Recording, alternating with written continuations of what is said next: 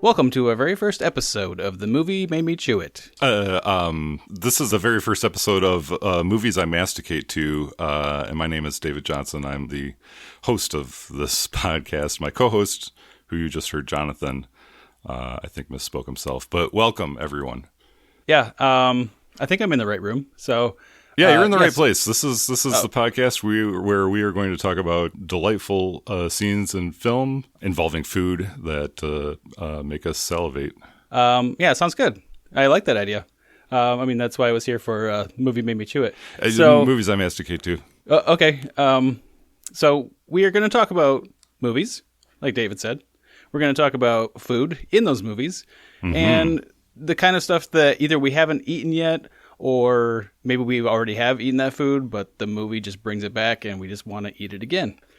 Sometimes it's a craving. Sometimes it's just an idea. So to celebrate our what's the word for analyzation? That's kind of weird. That's not right, is it? Celebrating analyzation? Yeah, I don't think I want to say Cellulization? Yeah, I don't know. So celebrating our analyzing of UHF, our first project. Our first episode is going to be all about the Twinkie Wiener Sandwich. The Twinkie Wiener Sandwich. Now, is this something that you've tried before, David? No, this is going to be more along the lines of something that we have prepared. I have prepared a Twinkie Wiener Sandwich. Jonathan, I believe that you have a Twinkie Wiener Sandwich in front of you. I have the ingredients. I have not actually put it together yet.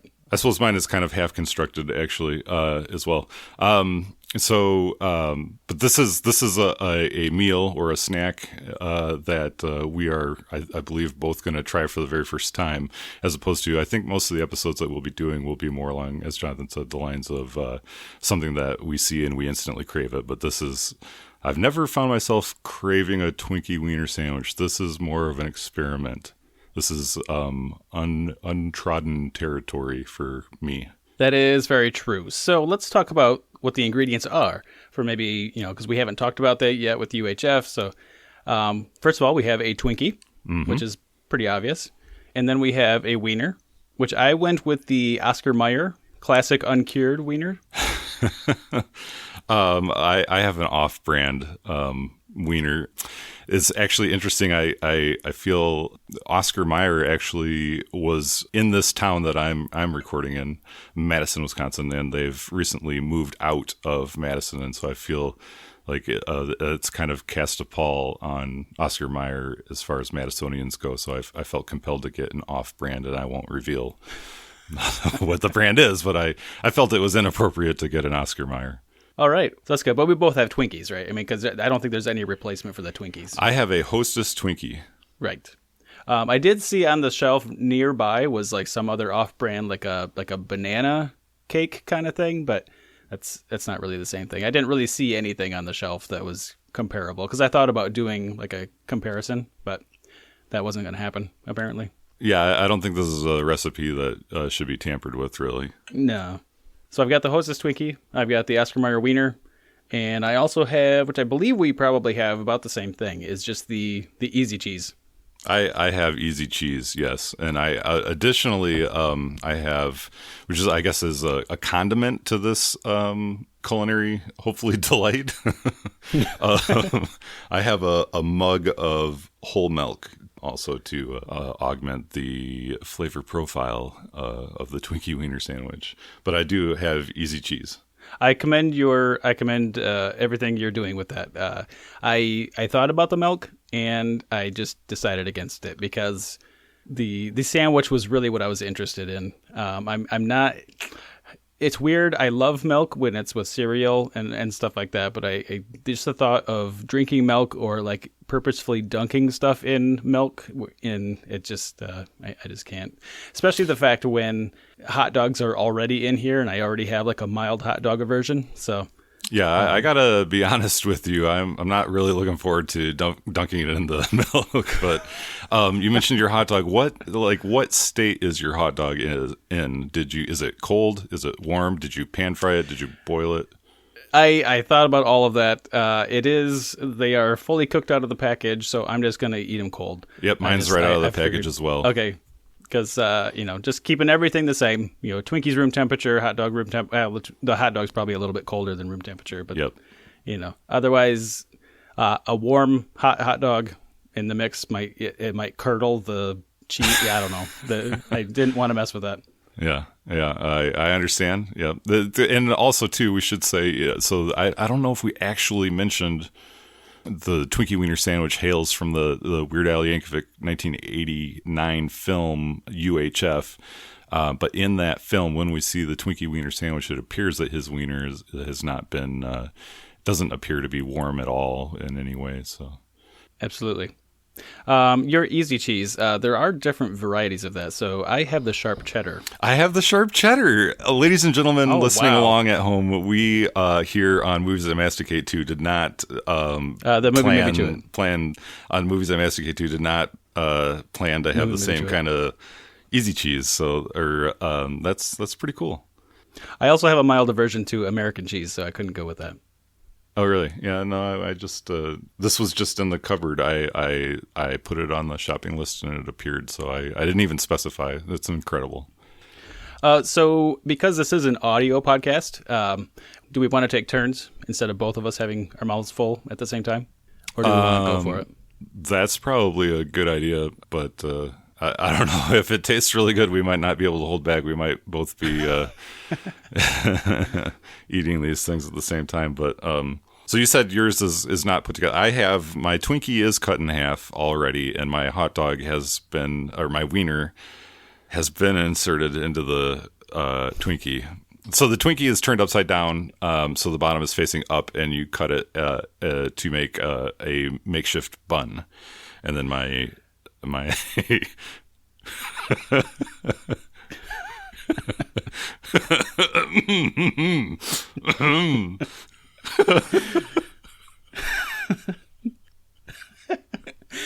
have also cut my Twinkie the same way from bottoms up, but by having any pressure on it, it seems to have split all the way through. So it is maybe it would have been better to warm the Twinkie slightly. Oh no! So now I they're still barely connected, but I almost have two halves of Twinkie and a wiener. Jonathan, you appear to not know your own strength. My Twinkie is not separated in half. I did not bifurcate my Twinkie completely. Well, I'll go first because I've got a little surprise. So okay, you can go second if that's fine with you. All right, you're going to apply the easy cheese at this point. I'm going to apply my cheese. Yeah, let's see if we can hear it here. This is a virgin bottle, so I'm not sure what's going to happen at the very first.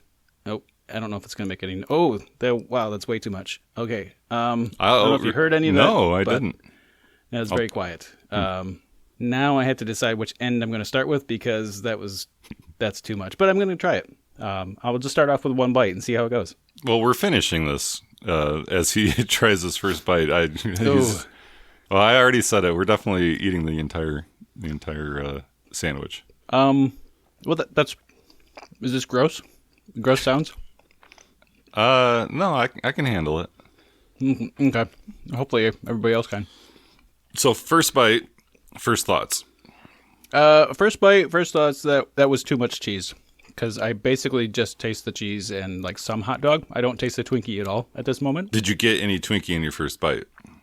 I did. Because my wiener exceeds the parameters of the Twinkie. Oh, okay. Mine fit pretty well. Although the Twinkie, because it spread out so far, and now it is completely two separate halves, I may not have gotten as much Twinkie. So my second bite will be more Twinkie, less hot dog. So let's try that one. Okay. As Jonathan takes his second bite, I'm going to apply my cheese, and I didn't obviously see what Jonathan did, but I'm going to try and learn from his mistake here. Oh yeah, I got a nice bead of cheese on mine. The second time, I got a lot more Twinkie, and that was much better. Of course, I have a big sweet tooth, but it's a better mixture. Getting a little more cream in there. Ladies and gentlemen, I'm gonna take a picture of how good my bead of cheese is. Oh, mine is horrible. I'm really holding this thing together with all of my fingers right now. So, are you gonna take your first bite? Oh yeah, right now. While you're taking your first bite, I'm just gonna drop a little info about Hostess. Hostess Twinkie, 1930. Jimmy Dewar invented the Twinkie. He named it from a billboard that he saw for twinkle toe shoes that were the Twinkies when they came out. They were 2 for a nickel, which mine were much more expensive than that. Now, let me stop you right there. I wanted to get the 2-pack of... Was it a nickel? No. I always only ever had the 2-pack. I'm talking with my mouth full a little bit here, which is something that's probably going to happen a lot on this show. I apologize, ladies and gentlemen, but it's just going to be kind of a hazard of the job as we bring you the best in movie food-related eating and commenting here on Movies I Masticate too. I mean, nobody can complain because the movie made me chew it. Well, I'll allow you that, I guess. But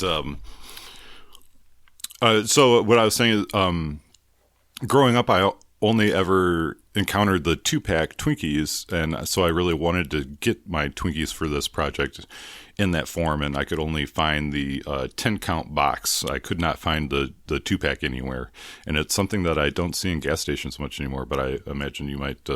sorry I interrupted you. So two in a package for a nickel. That works perfectly, because my next note about this was that, do you remember the great Twinkie shortage of 2012 when... I do recall, yes, yep. Yeah, Hostess had some problems, and so they closed their doors. And then, business happened, and somebody bought something, and Twinkies were resumed after about 10 months in American store shelves, becoming available again in July 15th, 1913. Thank the makers. No, 19. We were born in the 1900s. This is 2000s now. 2013. 2013. Yep. Second bite for me, by the way, if anybody's counting at home. All right, go for it. Mm-hmm. Any difference between your second and your first? Mm-hmm. Well, I did get Twinkie in the first bite. This second bite, I got more of the cream filling in the Twinkie, which is helping a lot to smooth out the sharp cheddar of the easy cheese. Yeah, I forgot that it was sharp cheddar too. So yeah, that probably didn't help I got quite a dollop on my first bite. Yeah, it's roughening the edges of that sharp cheddar. Or, excuse me, smoothing the edges. Let's see. Oh, a Weird Al connection. Hostess also is the company that sells ding dongs, and that is referenced in Weird Al's Fat. I think not the song, but the video, where somebody, and I quote, says, "Yo, ding dong man, ding dong, yo." Excellent. Are we really finishing these things?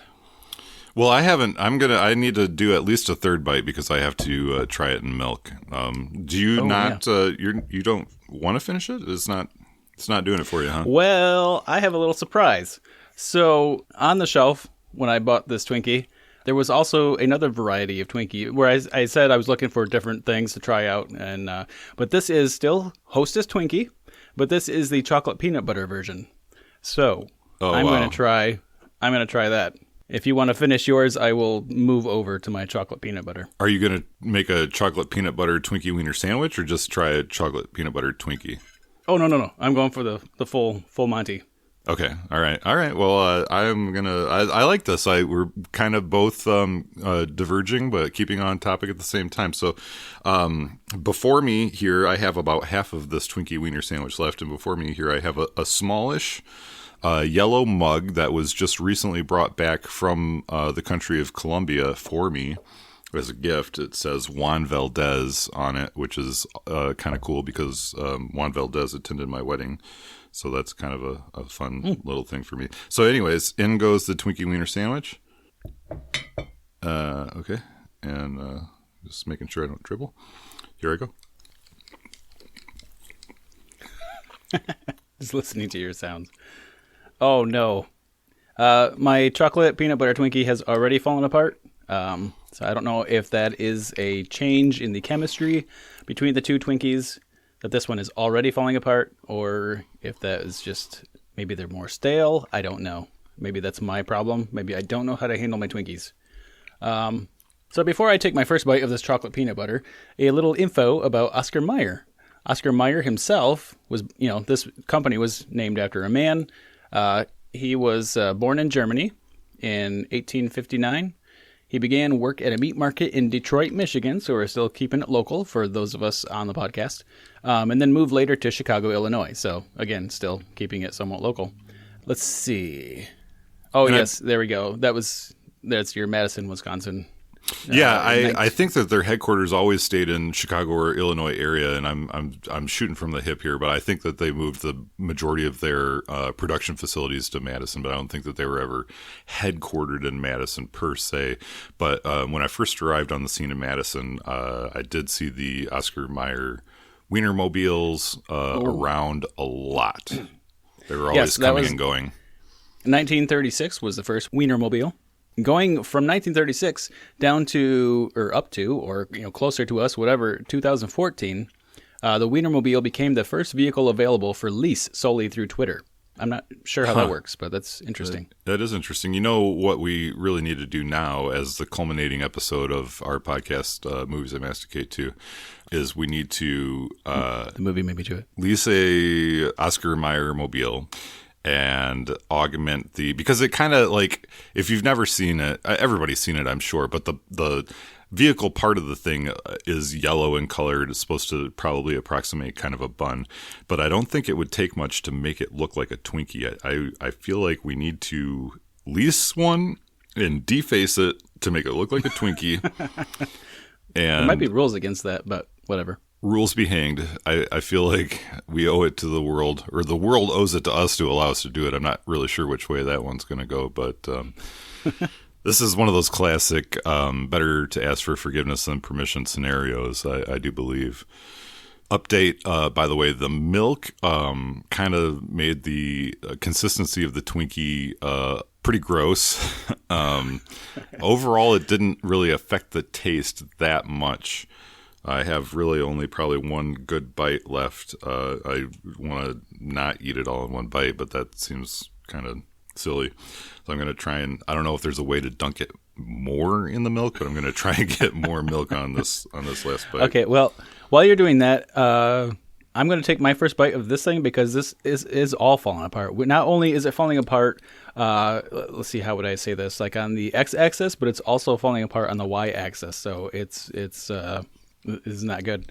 So it's falling apart in two dimensions. Yeah, exactly. That's before my taste buds even get wrapped around this. This is already gross. And it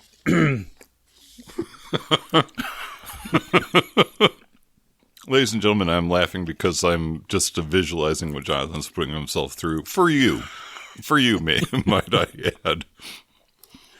And now that I've reached into the peanut butter of the Twinkie, it doesn't even look appealing. So more Oscar Mayer facts. You may know the Oscar Mayer Wiener jingle by Richard D. Trenchlage. He died September 21st, 2016 at the age of 87. So, which is too bad that we couldn't get him on the podcast. But I think we all know that song, the "Oh, I Wish I Were an Oscar Mayer Wiener" song. That is what I truly love to be. Well, because if I were an Oscar Mayer Wiener, everybody would be in love with you. Me? Yes. Another Weird Al connection in 1970. Oh, no, sorry. 2000 and 1970. I'm going to... 1976, the Baloney song aired. So they've got a lot of jingles over there at Oscar Mayer, which is the Weird Al connection there from Baloney when he released a song, My Baloney. Mm-hmm. I hadn't really put it together that both those jingles were hailed from the same company, but I really, as Jim Gaffigan has painfully brought to light in one of his most famous bits with the Hot Pocket, food jingles have really kind of gone by the wayside, or at the very least, they're not anywhere near what they used to be, and that saddens me. But not here on The Movie Made Me Chew It. Well, we'll have to edit that out. Ladies and gentlemen, once again, I want to remind you that you are listening to the podcast that Jonathan and I are hosting. I'm hosting, Jonathan's co-hosting, Movies I Masticate To. My chocolate peanut butter Twinkie I've already taken one bite, and besides that bite, it's already in 5 different parts. I'm not going to say... You're eating that like a bear. How is that possible? Maybe I should take a picture of this, but my phone is not anywhere near me at the moment. Good thinking. The chocolate peanut butter Twinkie, I'm thinking it's okay. So I'm not telling anybody to not eat it. I don't want to dissuade anybody from enjoying themselves. But this is probably don't eat it the way I'm eating it because it's all over the place. I do not have any more Oscar Mayer facts, so we could probably move on to some Kraft Nabisco facts while I contemplate doing anything else with this thing. Kraft Nabisco, for those of you following along at home, I don't know that we definitely said that the easy cheese is made by Kraft Nabisco, so that's where the Kraft Nabisco falls in to this whole thing. Excuse me, I had just a little. I thought I was going to be a little irpy. This particular culinary delight is talking back to me already.